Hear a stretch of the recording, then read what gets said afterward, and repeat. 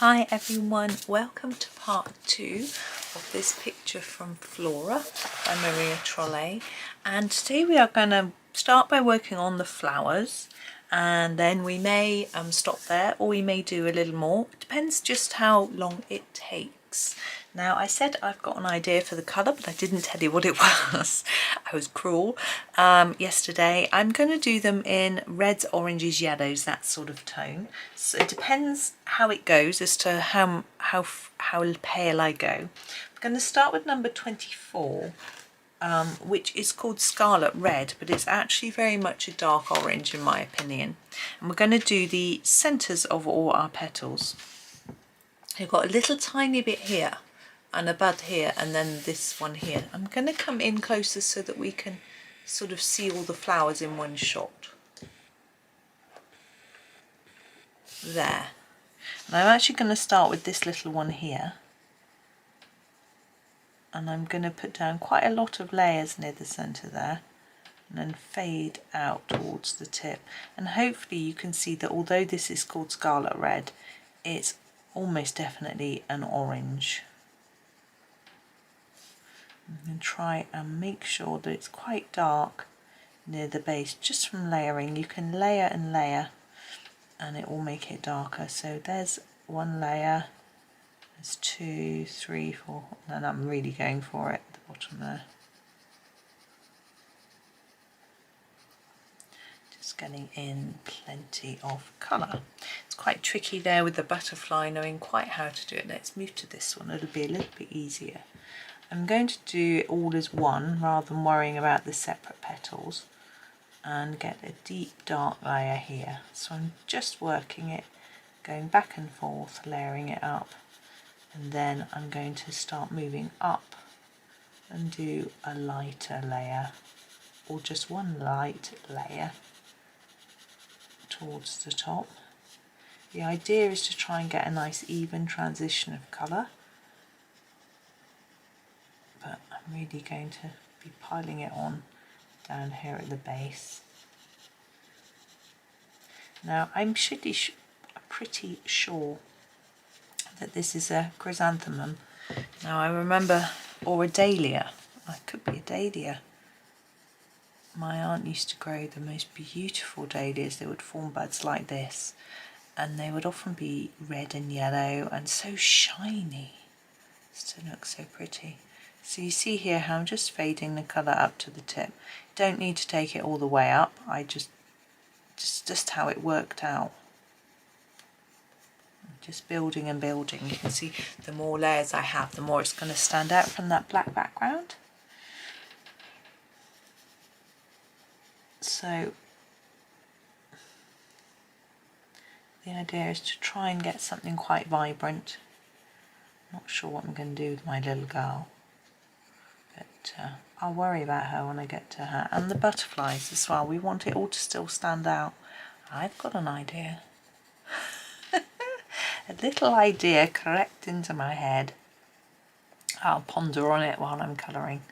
I'm not going to share it, you know. Think about what you would do and then see whether it agrees with what I'm doing. Because you could think, she's standing in the flower. Is she growing out of the flower? Is she going to match the flower? Is she going to clash with the flower so she pops? Is she going to just blend in so you can't see her? Is she going to be a similar colour? Any of those is right. There's no right or wrong when it comes to choosing colour. But I do find for me that keeping things a little bit limited helps it to look a little bit better. Sorry, just shifting around in my chair there.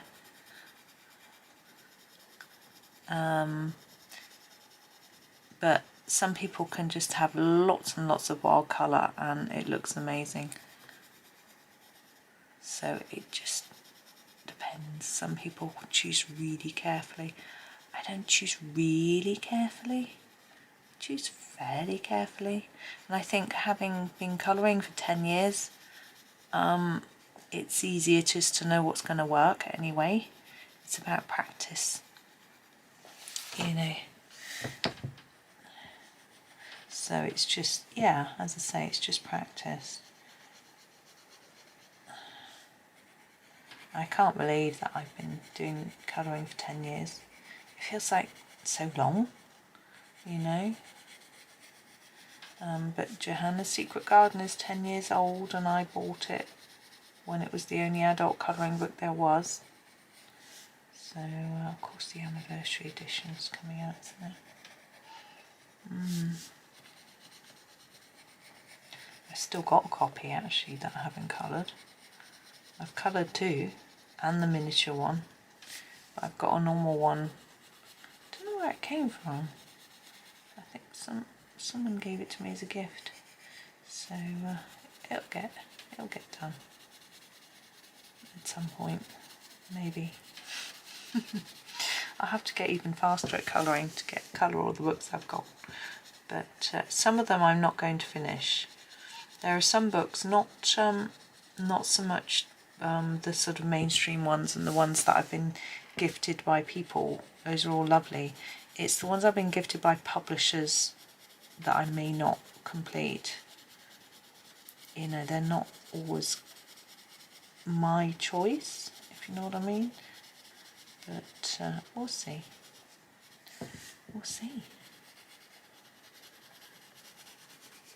It's early. It's, you know, it's impossible to say at the moment. I'm just enjoying my colouring, trying to mix it up a bit, colouring various different books.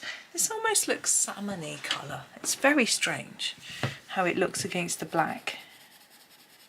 Hopefully it won't. Well, I have nothing against the colour, but that isn't the colour that I want to colour. Now, where this leave's turned over, at the moment I'm just colouring it and ignoring it. I will do something with it later. Yeah, I'm just enjoying picking through my books and colouring a variety of pictures from a variety of books, and then every so often just finishing one. So I've got my next few that I want to finish in my head, which is good. I've got a sort of little goal. Now, someone asked me in a comment on, in my Ko-fi shop, whether I consider colouring a book cover to cover on video, and that idea has been going through my head, and I've been thinking about Johanna Basford's Small Victories and whether that might be something I could do in there. But I don't know if people would want to have a Johanna Basford video every single day from the same book, and also some people won't have the book, so I'm slightly torn, to be honest, as to what to do. And also going cover to cover, I don't know if that's boring for people. I prefer to move around, or for me it wouldn't make any difference because I'm intending to complete that book anyway. Thinking about it. I'm thinking hard about it. But normally with Johanna's books I will finish them before the next one comes out, and if I'm videoing it I might be a bit slower. I might not get it finished as quick as I might hope, but that doesn't necessarily matter. I'm having a think. I'm assuming Small Victories is a bit cheaper than her other books, but of course the problem is for those of you who aren't in countries where it's going to come out immediately, because obviously right, what's our next colour? We're on orange number 4. Here it is, orange number 4. I'm going to do this one first, and I'm going to go over everything in the orange, and that will be the end of this one because it's so small. It's such a little bit. That's it. It's quite bright, isn't it? Now this one.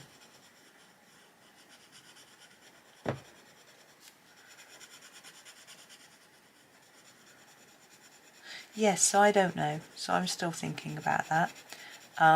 Also, there'll be planner to do still. I'm planning on doing next year's planner every day. I haven't got a copy of next year's planner yet. I know it's already come out in the USA. hasn't come out in the UK yet. I haven't even pre-ordered it. I've been a bit disorganised. So I will get a copy though. And I'll be doing that. I'm going over the whole of each petal in the same sort of weight, if you know what I mean. And you can see it's turning that sort of almost salmony red colour into more of a orange colour, which is what I want. Now the turned over edge, I'm not going to colour with this. I'm going to leave it. I want it to stand out a little bit. I am going to colour it again, but just not with this colour. Or else I think it'll just look like I did it wrong, because if I do it exactly the same.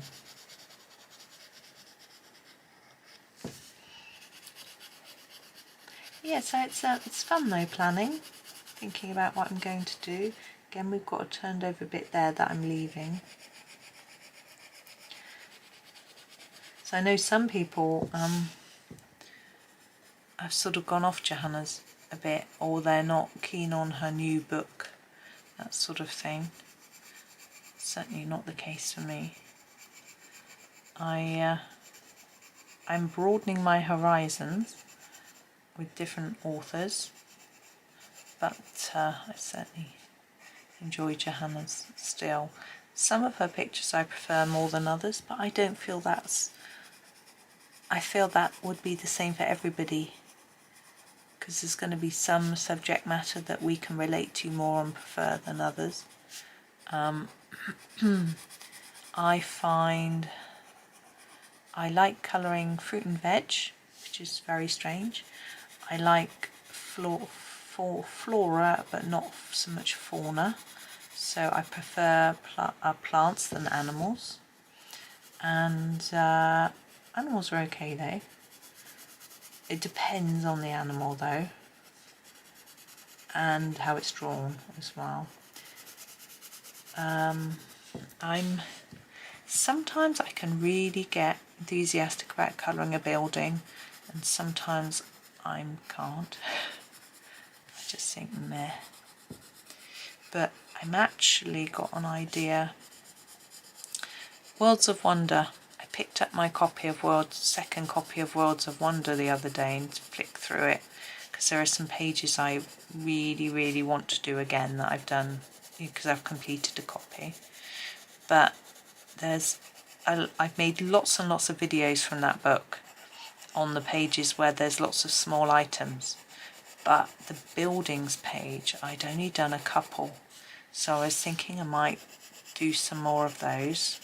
Really enjoyed doing the little tiny houses, but I have seen some videos of those that are so good that I was like, oh, you know, that's why I like having a new book and colouring from it when I haven't seen anybody else's pictures from it, and then I don't feel daunted that perhaps mine won't be good enough. I know it sounds, I'm not trying to get you to all go, oh, you're good. I don't, you know, it's a bit of imposter syndrome. I think we all have it, and I think it's quite good sometimes to have a bit of, it pushes you a little bit, and I'm not down on myself. It's not going to stop me doing stuff, you know, but sometimes I just think, ugh. This is number 42. But what I have to keep reminding myself is that my aim has always been to keep things simple and not to be too complicated. And so I'm not going to be like those other people, because that isn't what I'm about. Right. Going back to a darker colour. Oh, actually, I'm going to use this 42 for the tip of this as well, because it really makes everything very vibrant. But I've actually only used it for the turned over bits on here. I'm actually going to go over in a few more layers.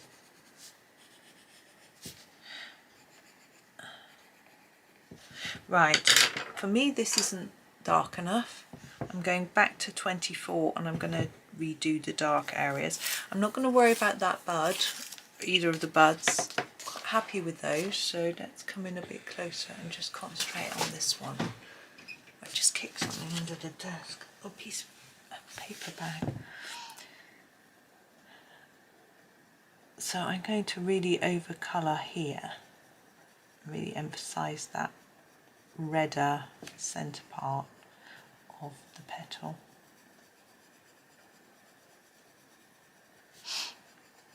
Yeah, I've been wrapping my boy's birthday presents, and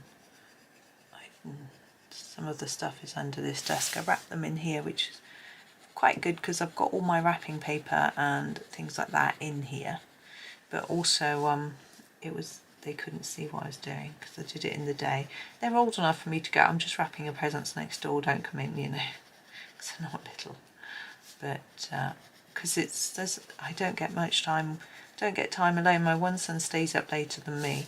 My other one goes to bed at the same time as me and gets up at the same time as me. So they're always around. They rarely go out on their own. One of my boys never does. The other one does very rarely. So yeah, I just got to find a time. I used to be really organised when they were at school and do it before, do all my shopping before school broke up. But because they finished so early this summer, they finish in June. My birthday's not till August. I just didn't have time to be that organised. I used to be much more organised than I am now, but then I didn't have so much work to do. When they were littler, I didn't take on so much work. Or it sort of went in phases. It was quite seasonal. When they were little, I used to buy and sell second-hand books, which was a lot of fun. As I said, it was very seasonal. Sell a lot more at Christmas. In the summer, people would be on holiday. They wouldn't be buying books. Yeah, Christmas, of course, people are buying gifts. I just realised that there needs a bit more of this vibrant colour. Sorry, that was 42. Now I'm gone back to 24. Yeah, I love selling. I know it used to be kids' books mainly that I would buy and sell. It's so much fun. And I would often read them. Books that I'd read as a child. The ones that sold well would be Chalet School, Anton B, Peter and Jane, some Enid Blytons, particularly some of the controversial Enid Blytons that I'm not going to name that are now don't exist. In the reprints have been changed, so they're not so offensive. So people wanted the originals. Certain Ladybird books, particularly 6060 nursery rhyme series. So Cinderella was a particular one. The Ladybird books used to be published with dust wrappers, and then they stopped. I'm going to go back to my number 4 and just go over it because it's quite messy, some of these. So yes, the 6060 series, the Cinderella was the only one produced with a dust wrapper. So if you could find the 6060 Cinderella with the dust wrapper, you would make like 50 quid just for that book. I used to go to car boot sales and things like that and pick up, you'd pick up a box of books, or you would rummage through a box of books and grab some and hope they were valuable, that sort of thing, which used to be quite fun. The Cinderella was always quite rare anyway, even if it didn't have the dust wrapper, if it wasn't the dust wrapper version. Also, Ladybird books used to cost 2 and 6. I'm assuming that's 2 shillings and 6pence, but I don't really know old British currency, pre-decimalisation. And so if you could find one with 2 and 6 written on it, then that would be quite good. There'd be a lot of them. Or get a full series of the 6060, there were loads. The rarer ones, Snow White was quite a rare one, the giant the giant pancake, is it? I think. Oh, the one chicken licking was quite rare as well. Yes, Three Little Pigs was a bit more common. I can't remember them all. Anyway, but trying to get a whole set would be quite tricky. You'd have to hold on to them and hold on to them and just hope, you know. But it was a fun time.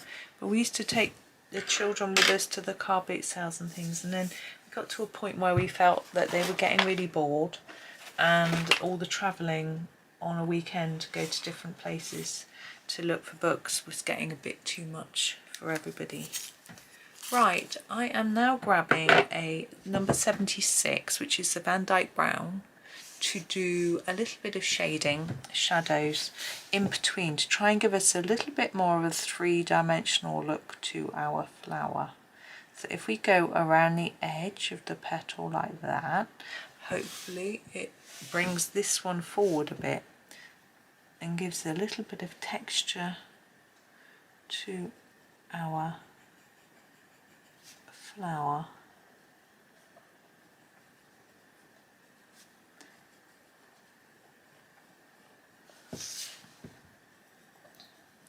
The idea is to just go outside of the black line.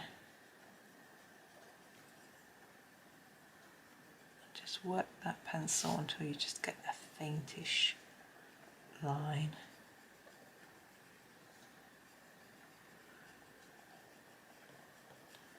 Just layering it up gently. Now where we have this here, I'm going to also mark that, hopefully.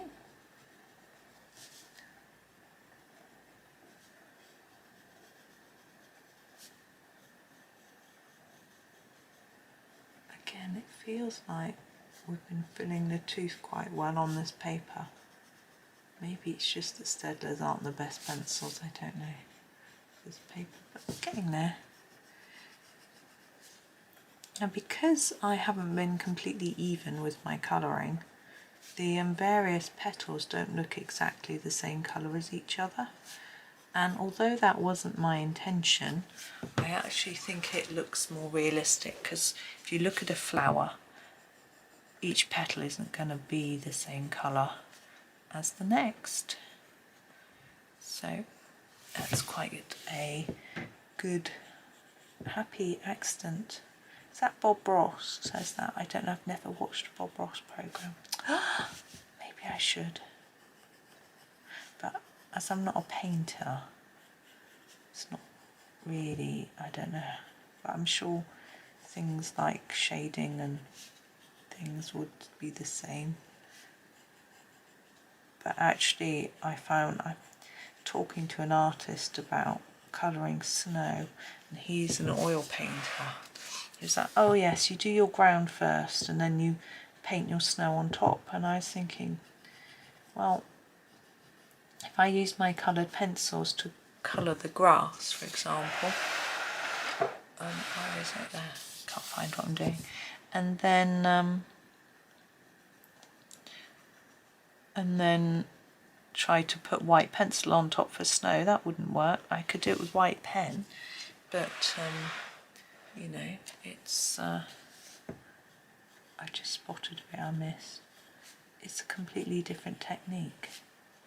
You'd have to leave white paper and draw in the anything that you wanted to show coming through, or as I say, use a white pen.